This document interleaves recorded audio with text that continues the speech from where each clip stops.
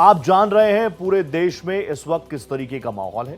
आप ये भी देख रहे हैं कि किस तरीके से पाकिस्तान को पूरे तरीके से एक्सपोज करने का काम भारत कर रहा है, भारत सरकार कर रही है। हुक्कामारी बंद होने के बाद इस आतंकी मुल्क में गृह युद्ध की चिंगारी है और किसी भी वक्त भड़क उठ सकती है। भारत की सीरियस स्ट्राइक के बाद आतंकियों के बीच भगदड़ मची हुई है, तो शहबाज शरीफ और आसिम मुनीर के बीच तलवारें खिंच चुकी हैं।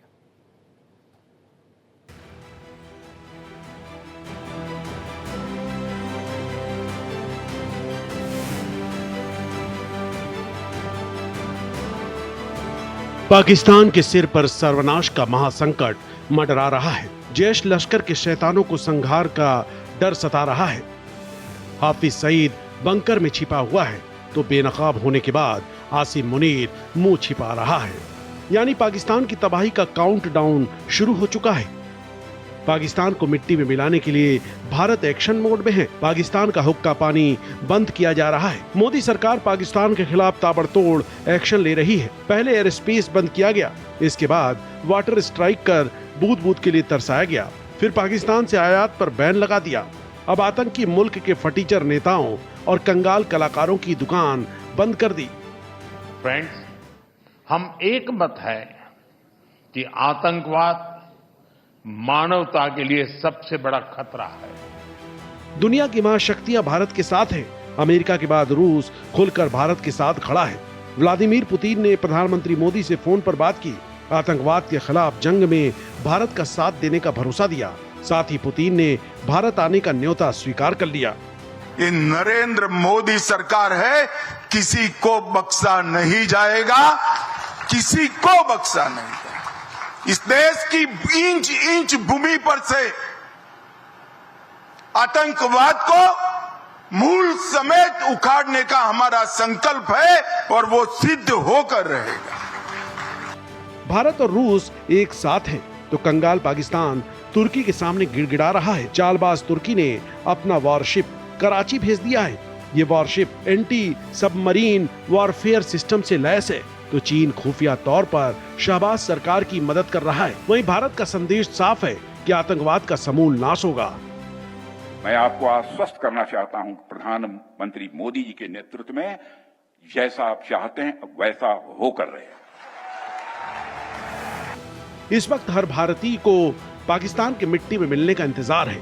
जिस तरह से पाकिस्तान के खिलाफ भारत का आक्रामक रवैया है, उससे तय है कि ये तो सिर्फ ट्रेलर है, पिक्चर अभी बाकी है। Bureau report, Bharat express.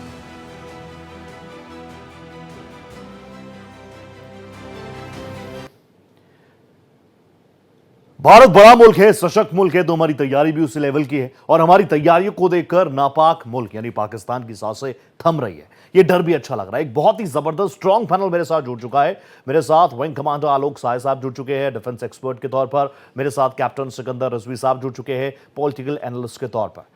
मैं विंग कमांडर साहब सबसे पहले आपके पास ही आ रहा हूं। सबसे पहले आपको जय हिंद।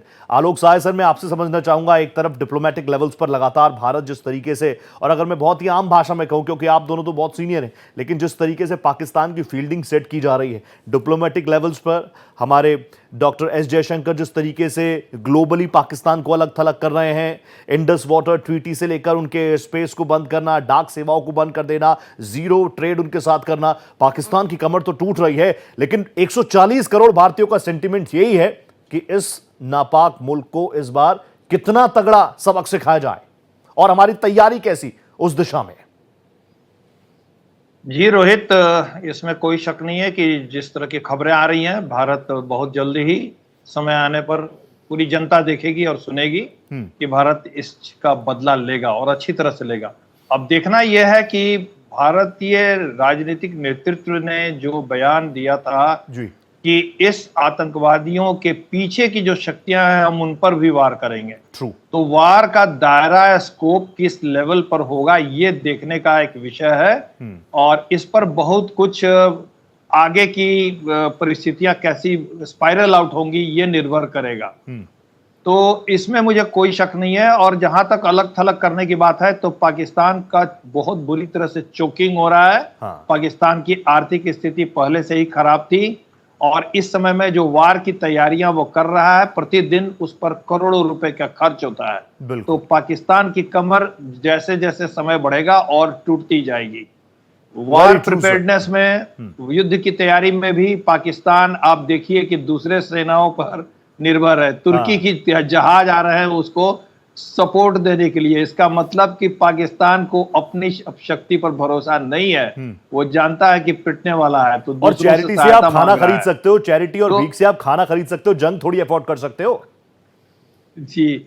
और भारत जब आक्रमण करेगा तो इसका क्या रिपरकशंस होगा ये तो अब बाद में ही पता चलेगा। तैयारी भरपूर है और हम जब स्ट्राइक करने जाएंगे तो सेना का ये बेसिक इसकी पॉलिसी होती है कि हमें किसी भी लेवल के लिए तैयार रहना पड़ेगा, क्योंकि कोई नहीं जानता है कि ये अटैक और काउंटर अटैक स्पाइरल आउट होके किस लेवल तक जाएगा। तो हम हमेशा के लिए पूर्ण रूप से तैयारी कर लेते हैं और उस तैयारी में लगातार, जैसे मैं सर आपसे आपके, क्योंकि मैं तो ये चाहता हूं, आप जानते हैं मुझे कि जब आप मैन इन यूनिफॉर्म कुछ कह रहा होता है, अगर मेरे विंग कमांडर कुछ कह रहे हैं तो मैं तो एक स्टूडेंट की तरह सिर्फ सुनता हूं और आपसे सारी चीजें ग्रैब करता हूं। कैप्टन साहब भी मेरे साथ जुड़ चुके हैं, वेरी स्माइलिंग। कैप्टन सर, एक बार फिर से मैं आपका स्वागत करूंगा भारत एक्सप्रेस के इस प्लेटफॉर्म पर। आपको भी जय हिंद। मैं आपसे समझना चाहूंगा, पिछले 10 से 12 दिनों में जिस तरीके से, जिस स्तर की तैयारी भारत करता हुआ नजर आ रहा है, आज भी एमएचए ने कई गाइडलाइंस जारी की हैं, मॉक ड्रिल्स को लेकर उन्होंने 7 तारीख को स्टेट्स को एक एडवाइजरी जारी की है। How do you see this?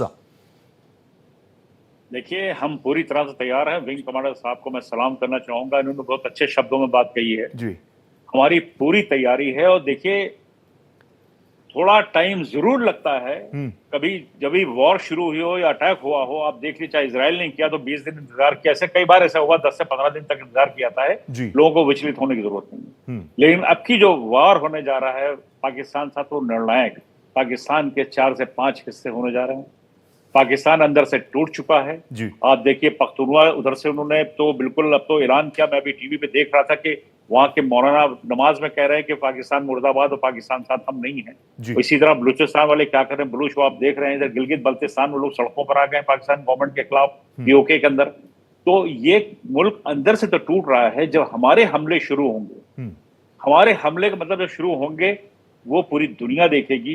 जो हमारी तैयारी है बहुत मजबूत तैयारी है, हम डीप पेनिट्रेशन करेंगे, डीप स्ट्राइक करेंगे जाकर के। पूरी फौजें हमारी सक्षम है, इंडियन एयरफोर्स हमारी है, इंडियन आर्मी, इंडियन नेवी, हम पूरी ताकत से इनको जवाब देने जा रहे हैं। ये 26 लोगों की जो मौत हुई है, ये शहादत हुई है, इसको शहादत वर्ड देंगे तो ज्यादा अच्छा लगेगा। वो इनको बहुत भारी पड़ने जा रहा है, इनकी 3 जनरेशन तक के उसका असर होगा। और वैसे भी बार बार हम कहते हैं ना कि ये बदला हुआ भारत है, ग्लोबल लीडर्स कौन होंगे वो भारत सेट करता है, नंबर्स क्या होंगे वो भारत सेट करता है, इतना बड़ा मार्केट भारत है, सीधे तौर पर पाकिस्तान कभी हमारे सामने आ ही नहीं सकता। इस चीज को विंग कमांडर साहब बहुत अच्छे तरीके से समझते हैं। 4 बार जंग लड़ने के लिए आया, उसके बाद क्या कुछ हुआ। 65 में तो हम लाहौर तक पहुंच गए थे, 71 में 2 टुकड़े हो गए, और ये सवाल जैसे अभी कैप्टन साहब ने भी कहा कि इस बार 4 टुकड़े हो जाएंगे। लेकिन सर, मैं आपसे भी समझना चाहूंगा, आप तो लगातार सोशल मीडिया पर भी काफी एक्टिव रहते हैं सहाय सर, तो मैं आपसे समझना चाहूंगा लोगों के कैसे रिएक्शंस आप तक पहुंच रहे हैं। जैसे जैसे दिन आगे बढ़ रहे हैं, लोगों का गुस्सा तो अभी भी दिल में, वो आग तो है ही, वो चिंगारी तो है ही, लेकिन लोग अब ये समझ रहे हैं कि देखिए जिस तरीके से रोक सुगबुगाहट हो रही है। आपसे कुछ देर पहले ही प्राइम मिनिस्टर ने रक्षा सचिव से मुलाकात की, कुछ देर पहले एनएसए अजीत डोभाल साहब से मुलाकात की, कल एयर चीफ मार्शल से मुलाकात की। यानी भारत अपनी तैयारियों में तो आगे बढ़ ही रहा है। और वहां से क्या हो रहा है, पाकिस्तान क्या कर रहा है, घर में आटा नहीं है लेकिन भारत पर डेटा अटैक कर रहा है। आटा अफोर्ड नहीं कर सकते और भारत के डेटा पर उनकी बुरी नजर है। ऐसे मुल्क को आप 4 बार पीट चुके हैं साहिब साहब, लेकिन बावजूद इसके कहां कमी रह गई कि सुधरने को तैयार नहीं है मुल्क? वो इसलिए रोहित जी कि थोड़ी सी हमारे डॉक्ट्रिन में बदलाव करने की जरूरत है। हमारा डॉक्ट्रिन थोड़ा गलत रहा है। मैं इसको एक्सप्लेन करके बताता हूं। देखिए पाकिस्तान कर क्या रहा है, वो आतंकवादी संगठनों को खड़ा करके उनको पैसे और सामान दे करके भारत में भेज के भारत को सैकड़ों घाव देता रहा है। और हम अगर उसके खिलाफ एक्शन लेते हैं तो हम क्या करते हैं, इन आतंकवादियों को अपने यहां मारते हैं, या बहुत होता है तो हम स्ट्राइक करते हैं उनके यहां। पाकिस्तान में भी जाकर के हमने बालाकोट में स्ट्राइक किया, उरी में किया। तो हम मार तो रहे हैं सिर्फ आतंकवादियों को ना, जिनको ये खड़ा कर रहे हैं। इससे पाकिस्तान और पाकिस्तानी सेना को आत्मघात नहीं हो रहा है, उनको चोट नहीं पहुंच रही है। तो ये आतंकवादी मरते हैं, मरते रहे, ये तो मरने के लिए ही पैदा हुए हैं। इनको तो जिहाद और अपने ये करने के लिए ही खड़ा किया गया है। तो पाकिस्तान को ऊपर उसका कोई असर नहीं हो रहा है। पाकिस्तान ने अपनी डॉक्ट्रिन ये बना के रखी है कि उसको कोई नुकसान नहीं हो रहा है, लेकिन भारत ने अब ये पहचान लिया है और भारत को अपनी डॉक्ट्रिन अब बदलनी पड़ेगी। हमें सिर्फ आतंकवादियों को मारने से काम नहीं चलेगा। हम 5 आतंकवादी मारेंगे वो 10 भेजेंगे, हम 100 मारेंगे वो 200 आ जाएंगे 1-2 महीने के बाद। तो जब तक कि इनके जो आका हैं, जो इनका मेन प्लेयर है, अगर हम उसकी लाशें गिराएंगे, उसको मारेंगे, उसके अंदर ये डर होना चाहिए कि भाई आतंकवादी हम भेजेंगे तो पाकिस्तान हमको छोड़ेगा नहीं। तो हमें अपनी डॉक्ट्रिन अब इस लेवल पर बदलनी पड़ेगी और पाकिस्तानी फौज और आईएसआई को चोट पहुंचानी पड़ेगी, तभी ये डेटरेंस का काम करेगा। बिल्कुल सच बात है साय सर, क्योंकि I want to salute you always, लेकिन आप जिस तरीके से बात रख रहे हैं ना, मेरे दिल की बात बार बार मेरे मन में बहुत बड़ी ठीस है कि वहां से आतंकी आते हैं, पाकिस्तान सीजफायर कराता है, इन्फिल्ट्रेट कराता है, वो हमारी फोर्सेस को, सिविलियंस को टारगेट करते हैं और हम खुश हो जाते हैं। साय साहब, मुझे याद है लास्ट टाइम जब आप मेरे साथ जुड़े थे तब एक पाकिस्तानी गेस्ट भी था और उस दिन मैंने कहा था कि मेरा तो यकीन मानिए बिल्कुल मन नहीं करता कि भारत एक्सप्रेस, मेरे इस चैनल का जो कहता है कि राष्ट्र सबसे पहले है, भारत सबसे पहले है, उस चैनल पर बैठकर मुझे किसी पाकिस्तानी से बात करनी चाहिए, वो नहीं। और मेरे सेंटिमेंट्स को हमारे चैनल ने भी समझा, सीनियर्स ने भी समझा और भारत के सेंटिमेंट्स को भी समझा, इसलिए आज कोई पाकिस्तानी पैनलिस्ट अब इस चैनल पर आपको नजर नहीं आ रहा। आप जान रहे हैं क्या कुछ तैयारियां हैं, बड़े अपडेट्स लगातार भारत एक्सप्रेस आपको दे रहा है। मैं आपको लगातार बता रहा हूं कि जहां एक तरफ prime minister Narendra Modi back to back meetings कर रहे हैं। आप देख लीजिए, जब से पूरा हमला हुआ, प्रधानमंत्री उस वक्त यूएई के दौरे पर थे, आपको याद होगा, आधे दौरे से वापस आ गए और उसके बाद उसी दिन गृह मंत्री जी पहुंच गए थे। वो तमाम चीजें आप समझिए, पूरा देश खड़ा है अपनी सरकार के साथ। पूरा देश ये कह रहा है कि जब हमारी फोर्सेस के ऊपर बात आई है या जब हमारी फोर्सेस को लेकर कोई बात आई है तो पूरा देश एक सूत्र में बंधा हुआ है। जब हमारे मैन इन यूनिफॉर्म कुछ कह रहे हैं या कुछ नहीं भी कह रहे हैं, सिर्फ उनका बॉडी लैंग्वेज काफी है। आप किसी भी मैन इन यूनिफॉर्म को देखेंगे, यू फील कॉन्फिडेंट। आप किसी अंधेर रात में निकल जाइए, वहां पर कोई मैन इन यूनिफॉर्म आपको नजर आ जाए, यू फील कॉन्फिडेंट, आप सेफ फील करेंगे। एक बहुत जबरदस्त पैनल मेरे साथ जुड़ा हुआ है। कैप्टन रिजवी, मैं आपके पास आ गया क्योंकि मैं बार बार आपको एक राजनीतिक विश्लेषक के तौर पर इंट्रोड्यूस भी कर रहा हूं, तो मेरे जहन में कई सारे सवाल आते हैं। आपको क्या लगता है कि इस बार, क्योंकि मैं फोर्सेस का जिक्र तो कर रहा हूं, फोर्सेस को लेकर तो 140 करोड़ भारतीय कह रहे हैं, अगर इन्होंने टारगेट सेट कर दिया तो टारगेट जल्दी एलिमिनेट होगा।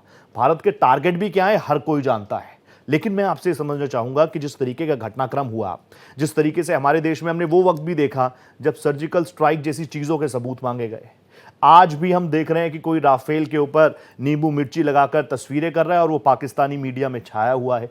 पॉलिटिकल विल पावर आप कितना मजबूत पा रहे हैं इस तरह के सेंसिटिव इश्यूज को लेकर? देखिए, मैं एक बात कहना चाहूंगा सर, ये भारत के लोग हैं, ये भारत की ही ये पॉलिटिकल पार्टीज हैं जो इस तरह की हरकतें कर रही हैं और हम लोग को शर्मिंदा कर रही हैं। जी, राफेल के ऊपर मैंने देखा, नींबू मिर्च देखा लगाते हुए मैंने देखा है। अपनी ही फौज को कमजोर करने की कोशिश की जा रही है। ये वामपंथी सोच है, कौन सी पार्टी है जो 75 साल तक के जो राज करते रहे हैं, इन्होंने भी जंगें लड़ी हैं। उस समय ये होता था कि इनके साथ सब खड़े हुए आते थे, चाहे 71 का वॉर हो, 65 का वॉर हो, अपोजिशन भी इनके साथ खड़ा हो जाता। लेकिन अब की बार पहली बार ऐसा हो रहा है कि अपोजिशन जो है जो दुश्मन की तरफ से खड़ा होकर के बोल रहा है। हम इनकी वीडियो वहां दिखाई जा रही है पाकिस्तान के अंदर। ये पॉलिटिकल जो हमारे यहाँ जो चेंजेस आए हैं, ये इसलिए नहीं आए कि पाकिस्तान से हमारा युद्ध होने जा रहा है। इन लोगों के इंटरेस्ट इसमें जो खत्म होने जा रहे हैं, जिसकी ये रोटियां सेका करते थे, ये खत्म होने जा रही है इन पॉलिटिकल पार्टीज के अंदर। ऐसे बहुत सारी रीजनल पार्टीज, अगर आप देखें, मैं आपके 30 सेकंड में बात को कहना चाहूंगा, जितने भी आप देख लिए आतंकवादी पकड़े गए हों, चाहे वो पीआईएफ के लोग हों, चाहे वो सिमी के लोग हों, कहीं ना कहीं हमारे किसी ना किसी रीजनल पार्टी से जुड़ी होता है। चाहे उत्तर प्रदेश की रीजनल पार्टी हो, चाहे बांग्लादेश की रीजनल पार्टी हो, और चाहे वो केरला की रीजनल पार्टी हो, ये जरूर कहीं ना कहीं जुड़े होते हैं। उनको पूरा कायदे से उनको सपोर्ट मिलता है और जब होता है लोग पल्ला झाड़ लेते हैं। लेकिन देखिए, हमारे देश के अंदर खुद ही हमारे सीडीएस साहब जो स्वर्गीय विपिन रावत जी ने की बात कही थी, मैं यहाँ पे कहना चाहूंगा कि हम 2.5 युद्ध से ग्रस्त है। एक दुश्मन हमारा जो है उत्तर में बैठा है, एक दुश्मन हमारा पश्चिम में, और आधा दुश्मन हमारे अंदर देश के अंदर बैठा हुआ, इंपॉर्टेंट, जिसको हम पहचानते हैं, जिससे रोज हम जंग लड़ रहे हैं सुबह से लेकर शाम तक के। और ये उस दुश्मन के साथ ये पॉलिटिकल पार्टी भी जुड़ गई है साथ में। आप ये देखिए, बड़ी विडंबना है। हम लोग युद्ध करने की तैयारी कर रहे हैं दुश्मन से, वो दुश्मन जो 75 साल से हमारा दुश्मन है, चला रहा है। हम कितने युद्ध लड़ चुके हैं देख लीजिए आप। उसके बाद भी ये लोग आज की डेट में ये हरकत है इनकी, ये उनके साथ खड़े हो जाते हैं, उनको पूरा मौका दे रहे हैं। बदनाम कर रहे हैं अपने मुल्क को। इनको शर्म रत्ती भर नहीं आ रही है किसी captain Rizvi, I am sure आप जिस तरीके से आईना दिखाने का काम कर रहे हैं ना, मैं आप ही से एक और सवाल लेना चाहता हूं, फिर मैं साहिल सर के पास जाऊंगा क्योंकि मैं बिल्कुल प्रोग्राम के एंड में पहुंच चुका हूं। कैप्टन रिजवी, मैं आपसे समझना चाहता हूं इन लोगों का इलाज कैसे? चलिए बॉर्डर पर, एलओसीज पर, इंटरनेशनल बॉर्डर्स पर तो हमारी फोर्सेज हैं, उनको फ्री हैंड है, लेकिन जो देश में है, जो ओवरग्राउंड वर्कर्स का हम जिक्र कर रहे हैं, फिर ऐसी कुछ पॉलिटिकल पार्टीज हैं, हालांकि हमारी फोर्सेज का मनोबल तोड़ने वाली चीजें ये हैं, लेकिन मैं जानता हूं हमारी फोर्सेज बहुत ज्यादा मैच्योर हैं, वो इस तरह की चीजों को बहुत ज्यादा सीरियसली भी नहीं लेती होगी, लेकिन कहीं ना कहीं वी ऑल आर ह्यूमंस। हमें समझना पड़ेगा कि वो शख्स जो इस वक्त राजस्थान में रेगिस्तान की उस धूप में खड़ा होगा, या वो शख्स जो करगिल की उन पहाड़ियों पर खड़ा होगा, जिसको डायरेक्टली मैं और आप नहीं जानते, लेकिन इनडायरेक्टली हमारा एक रिश्ता है, वो मेरे लिए, मेरे अपनों के लिए, मेरे छोटे बच्चों के लिए, मेरे घर वालों के लिए वो सरहद पर खड़ा है, तो उसका मनोबल टूटे ना, ये जिम्मेदारी कम से कम, ये छोटी सी जिम्मेदारी तो हम निभा सकते हैं। लेकिन महबूबा मुफ्ती, ऐसे लोग जी, या हमारे कुछ ऐसे यहाँ के उत्तर प्रदेश की पार्टी के लोग, चाहे वो अखिलेश हो,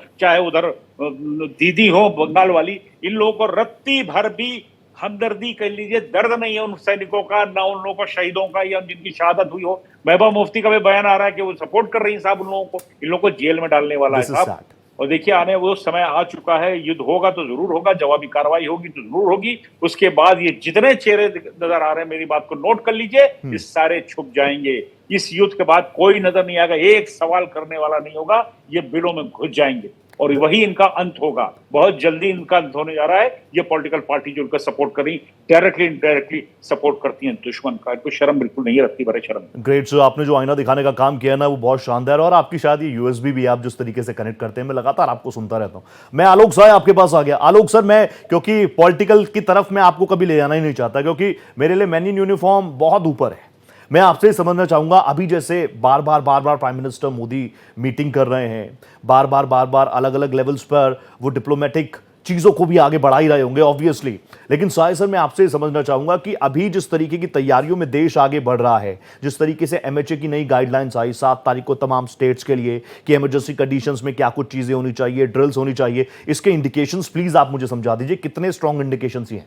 ये काफी स्ट्रॉन्ग इंडिकेशंस है। देखिए रोहित जी, मैं आपको बताऊं कि कल जो एयर चीफ का मुलाकात हुई है जी प्राइम मिनिस्टर के साथ में, वो सारे कुछ, जबकि प्राइम मिनिस्टर ने क्लियर कट बोल दिया था कि तीनों सेनाओं को पूरी छूट है, वो जिस तरह से और जैसे हो सके वैसे प्लान करें, वैसे स्ट्राइक करें। इसके बाद एयर चीफ का आकर के प्राइम मिनिस्टर से अकेले में 40 मिनट तक बात करना, ये अपने आप में एक गंभीर संकेत है। मेरे ख्याल से काफी कुछ निर्धारित हो चुका है जी, काफी कुछ निर्धारित हो चुका है। क्या करना है, कैसे करना है, कुछ इम्प्लीकेशंस उसके और हो सकता है उसके डिस्कस किए जा रहे हों, लेकिन अभी जो हालात, जो मीटिंग्स हो रही हैं, जिस तरह के दौर हो रहे हैं, तो मुझे लगता है कि कुछ बड़ा निर्णय, कुछ बड़ा बहुत जल्दी ही होने वाला है। जी Rohit ji, thank you so much sir. आपके कम शब्दों में जो आपने कड़ा प्रहार करने की आपका जो डीएनए है ना, मैं समझ सकता हूं, क्योंकि कम शब्दों में जो बड़ा प्रहार आप कर चुके हैं कि कुछ बड़ा होने वाला है। It's always pleasure. Alok Sai sir, आप जुड़ते हैं मेरे साथ, thank you so much. Thank you so much captain Rizvi साहब, बहुत दिनों बाद आपसे मुलाकात हुई, लेकिन यकीन मानिए बहुत शानदार आपसे संवाद करके मुझे लगा। थैंक यू सो मच, आप जुड़े मेरे साथ। तो लगातार आप देख रहे हैं भारत जो है एक के बाद एक कई सीरियस और सीरियल स्ट्राइक पाकिस्तान पर कर रहा है। आप जान रहे हैं एक के बाद एक अलग अलग लेवल्स पर पाकिस्तान को उसकी औकात दिखाना भी जरूरी है। आप देखिए इस बार पाकिस्तान की सोच क्या थी, आतंकियों को पनपाना, आतंकियों से नरसंहार कराना, और उसके बाद जो घटनाक्रम वहां पर हुई है बहुत शर्मनाक था कि धर्म पूछकर लोगों को अलग अलग किया गया, धर्म पूछकर लोगों को मारा गया। इसकी मंशा क्या थी? आप समझ रहे हैं मंशा क्या थी इसकी? ये मंशा थी कि भारत जैसे इस महान देश को सिविल वॉर में, हिंदू मुसलमान के दंगों में एक बार फिर से भड़का दिया जाए। इसको तो हमने किसी तरीके से लॉकडाउन कर दिया, लेकिन पूरा भारत इस वक्त अपनी सरकारों के साथ, अपनी तीनों ही सेनाओं के साथ खड़ा है। वो जान रहे हैं, वो इस बात को मान रहे हैं कि आने वाले वक्त में जो भी भारत सरकार करेगी उसके साथ एक एक भारतीय, एक एक इंडियन शामिल है।